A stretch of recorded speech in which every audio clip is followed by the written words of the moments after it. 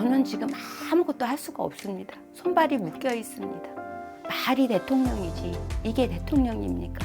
허수아비입니다. 들을 생각도 잘 안 하는데 이게 먹히겠느냐. 그러니 우리 국민들이 안쓰럽고 그러니까 내가 더 버텨야 돼. 우리가 상상하는 이상으로 큰 일들이 벌어질 거로 봐요. 네, 안녕하세요. 안녕하세요. 네, 반갑습니다, 선생님. 네. 요즘 우리나라가 너무 시국이 시끄럽다 보니까 뉴스 같은 거를 좀 많이 보게 되잖아요. 뉴스에서 제일 많이 이야기가 거론되는 게 이 조기 대선이라는 단어들이 되게 많이 보이더라고요. 선생님이 보시기에는 우리나라 이 조기 대선 혹은 이런 변화 변동 같은 거가 좀 느껴지시나요? 조기 대선도 대선이지만은 지금 뭐 야당 여당 할 거 없이 진짜 전쟁이잖아. 전쟁이고 와 그 윤석열 대통령 와 대단하네. 버티기도 대단하시고 또 국민들이 그만큼 또 호응을 해주니까 그 예전에는 그래도 그 좀 이재명 대표 그 개딸 내시는 분들이 많이 이렇게 했는데 많이 늘었나 봐. 네. 근데 이제 그 사실은 이렇게 기도를 할 적에 네. 초하루 보름날 기도를 하잖아요. 그러면 나도 우리나라에 이제 우리 대한민국에 살고 있으니까 그것도 걱정이 되니까 기도를 해봐요. 한 번은 제가 좀 웃긴 얘기일 수도 있지만 윤석열 대통령을 좀 기도를 해본 적이 있어요. 이분의 지금 심정이 어떤지 궁금하더라고요. 네. 또 뭐 이재명 대표님도 했지만 궁금하더라고. 근데 그 느껴지는 게 공수라는 게 이제 내가 그분이 돼서 그 심정이 어떤지를 이제 빌고 이렇게 빌다가 잠깐 묵념을 하죠.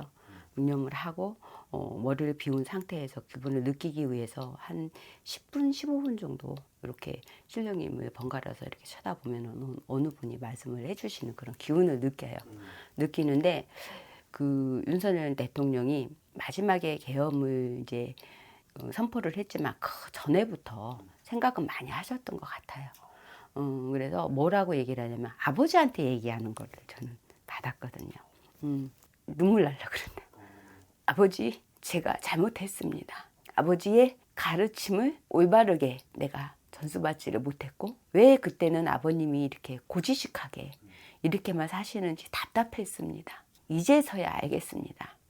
대통령이 되고 나서 보니 아버지의 심정을 알았고 아버지가 왜 그렇게 갈 수밖에 없었고 그동안에 참 못된 아들 망나는 짓도 많이 했고 아버지 속을 많이도 썩여드린 점 계실 적에는 몰랐습니다.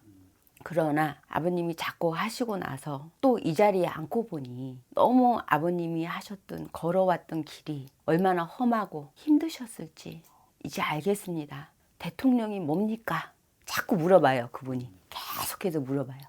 대통령이 뭡니까? 뭐 하는 사람입니까? 제가 지금 뭘 어떻게 해야 됩니까? 동서사방팔방에서 화살은 나를 향해서 쏘고 있는데 제가 어떻게 하면 이 나라를 구할 수 있을까요?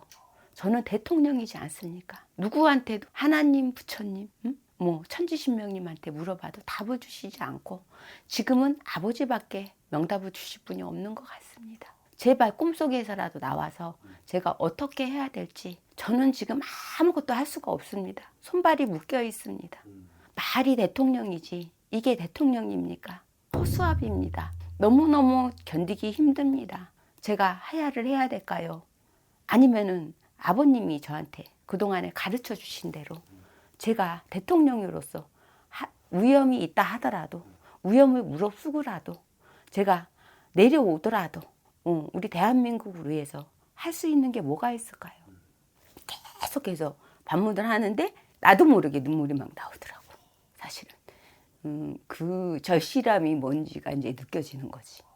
근데 이분이 결심을 하기는 대통령이 뭐 대단하냐, 이 직함이 뭐가 대단하냐, 너가 이왕 대통령이 됐으면 뭔가를 이루고 내려와야 되는 게 정상이 아니겠냐, 이 말을 또 반복해서 자기 혼자 중얼중얼 해요. 그래서 그 그림이 나오는 게 계속 왔다 갔다 해요.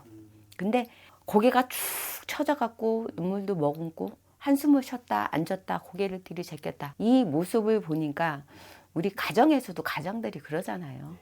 가족이 힘들어졌을 적에 그거를 제가 좀 느꼈어요. 그러다 보니까 나도 모르게 막 눈물이 나오고 힘들었었 어떤 그런 기도를 받아본 적이 있어요. 어, 그래서 나 하나 희생해서라도 음, 바로 잡고 대통령 만기 채우는 게 우선이 아니다 라는 결정을 내리자 이랬던 거로 저는 기도를 받았거든요. 네.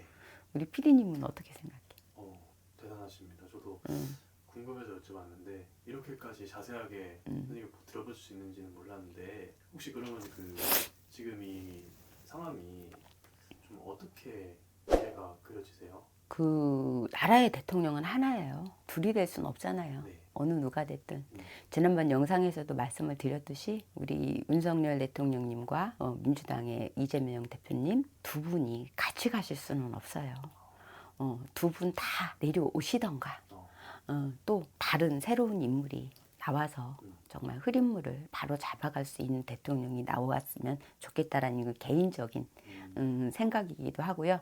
다만 여기에서 느껴지는 그런 기는 그런 마음으로 계엄을 선포를 했듯이 부정 투표 이런 말도 있었잖아요. 이런 말도 있었는데 반국가 세력 저는 그게 있다라고 봅니다. 욕을 먹어도 상관없어요. 근데 그때 또 제가 이재명 대표님도 제가 기도를 한번 받아본 적이 있다고 했잖아요. 근데 거기에서 저도 좀 받아들인 게 있지만 오늘은 그 말은 좀 생략을 하고 싶고요. 그래서 예를 들어 만에 하나 우리 국민들이 너무 힘들어하고 막 난잡해지고 저번에 그 어디 재판소에 가서 막 깨부시고 막 이랬잖아. 이런 일이 난동이 돼서 또 국민이 피해를 본다고 하면은 너희들이 나를 끌어내리기 이전에 그때 내가 받았던 기도를 말씀을 드리는 거야. 만약에 사태까지 생각을 하시는 것 같았어요. 왜 그러면 너희들이 나를 끌어내려 너희들로 인해서 내가 끌어내려지느니 거기까지 간다고 하면은 재판은 내가 예를 들어 그 이후에도 내가 기도를 한 번만 한 게 아니잖아. 네. 초하루마다 했잖아.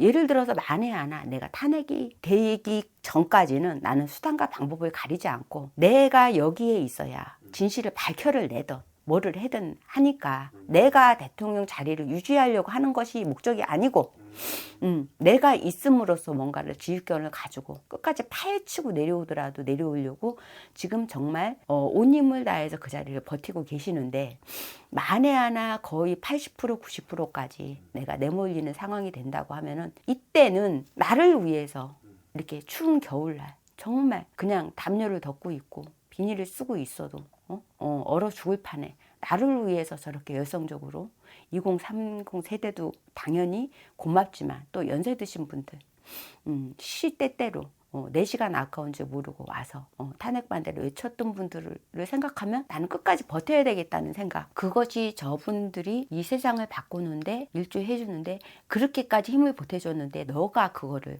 못 해낸다고 하면 나는 사람이 아니지. 이런 생각도 하셨고 또 하나는 만약에 이거를 말하고 싶어요. 왜 우리가 이제 농사를 짓다 보면은 옛날에는 농기계들이 많지 않았잖아요. 네. 다 호미로 맸잖아. 그리고 호미로 1000명이 밭을 매. 근데 지금은 어때요? 관리기로 다 갈아버리잖아요.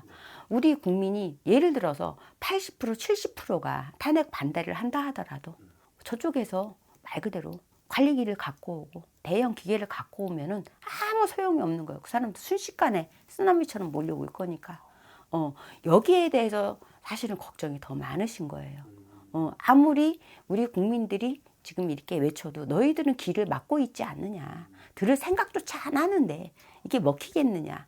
그러니 우리 국민들이 안쓰럽고 그러니까 내가 더 버텨야 되고 이런 생각이 굉장히 많으시고 예를 들어서 80% 90%까지 내가 탄핵 가능성이 있다라고 생각한다면 차라리 니들이 끌어내기 전에 내가 하야를 하는 게 맞지 않은가. 이런 생각까지 가지고 계신 거로 맞아요. 알겠습니다. 충격적이네요. 네. 근데 문제는 뭐냐면 네. 여기에서 끝이 아니에요. 예를 들어 탄핵이 되던 하야를 한다 하더라도 2030 세대가 가만히 있을까요? 절대 가만히 있지 않죠. 왜? 그 기도 끝에 제가 돌아서면서 네. 느낀 거는 피비린내가 난다는 얘기죠. 피비린내. 한번 전쟁이 일어나듯이 말 그대로 인명피해는 인명피해고 말 그대로 난잡해져서 전쟁 아닌 전쟁이 벌어질 거거든. 야당 여당 할 거 없이 이게 확 한번 뒤집어지면서 이게 우리가 상상하는 이상으로 큰 일들이 벌어질 거로 봐져요. 여기에서 예를 들어서 뭐 하야를 하던 탄핵이 돼서 내려온다 하더라도 이게 끝이 아니라는 거지. 반란이 일어날 수 있다는 얘기지. 옛날 역사 드라마처럼. 네. 가만히 있지 않을 거다. 헌법재판소고 뭐 검찰이고 뭐고 없는 거예요. 왜? 2030 세대들이 무서운 게 없잖아요. 네. 한번 칼을 뽑아들었으면 절대 멈추지 않아요. 옛날하고는 또 달라요. 옛날에는 눈치도 보고 내 가족 생각하고 이랬지만 2030 세대들이 정말 왜 2030 세대들이 왜 이럴까라는 생각을 좀 했으면 좋겠어. 왜? 나도 결혼도 해야 되고 자식도 낳아야 되고 내 가족을 꾸려야 돼. 이 세상에서 나는 이렇게 간다고 하면은 결혼도 할 수가 없고 자식을 낳아도 제대로 키울 수가 없는 대한민국이 돼버리는 거야. 응. 나 뭐 일타 강사처럼 말이 좀 나오려고 그러는데 봐. 우리나라가 지금 그렇잖아요. 우리나라 국민보다 어느 지역을 가든 중국 사람, 뭐 러시아 사람 어마어마하잖아요. 시장도 거의 뭐 서울이고 어디고 보면은 외국인들이 정말 다 주름 잡고 있어. 특히 제주도 같은 경우에도. 이렇게 가다가는 우리나라 다 함몰돼. 다 뺏겨. 거지돼. 역전하게 돼 있어. 이게 우리나라가 아니고 남의 나라에 우리가 얹혀 사는 거야. 이렇게 되는 거를 우리 청년들이 그거를 깨달은 거죠. 나라를 팔아먹을 수는 없다. 우리 조국이 어떻게 해서 여기까지 버텼고 우리나라 조국으로 본다고 하면은 그래도 어찌 보면은 그 피비린내를 겪으면서 이 땅을 지키기 위해서 선조들이 얼마나 많은 희생이 됐어요. 그리고 사람으로 말하면 고지식하고 고집세고 진념이 강하고 의리 있고 내 가족 생각하는 게 끔찍하잖아요. 우리나라가 다른 나라에 비해서. 근데 이거를 잃으면은 우리 다음 세대 2030 세대부터 시작해서 다음 세대는 없다라는 걸 안 거지. 그래서 정말 아래서 깨어나서 딱 본 세상이 이렇게 됐다라는 걸 깨닫기 시작한 게 정말 계엄이 있었기 때문에 2030 세대들이 귀가 뜨이고 눈이 트인 거 아니에요? 응? 지금 봤을 때 그래요. 전체적으로 이 국회의 물살들이 어느 쪽으로 가고 있냐. 국민 아무 걱정 안 해. 오로지 그 대통령 자리 놓고 쌈박질이나 하고 나라가 팔려가든 뭐하든 내 위치, 내 인기만 먹으면 되는 거고 국민들이 난리를 부셔도 저것도 또 지랄을 하는구나. 이래 버리는 거야. 절대 2030 세대에 못 이겨요. 반란이 있을 겁니다. 제가 보기에는. 알겠습니다. 오늘도 되게 자세하게 또 점사 봐주셔서 감사드리고요. 다음 시간에 더 놀라운 이야기로 찾아오도록 하겠습니다. 네. 네, 감사합니다.